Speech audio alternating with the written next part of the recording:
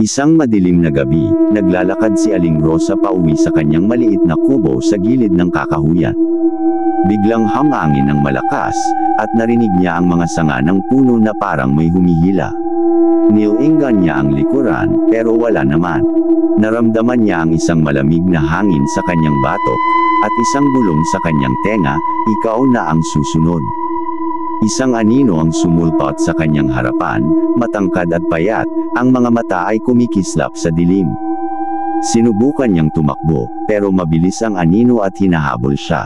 Naramdaman niya ang malamig na kamay nito sa kanyang balikat, at ang huling bagay na nakita niya ay ang nakangiting mukha nito bago siya nawalan ng malay.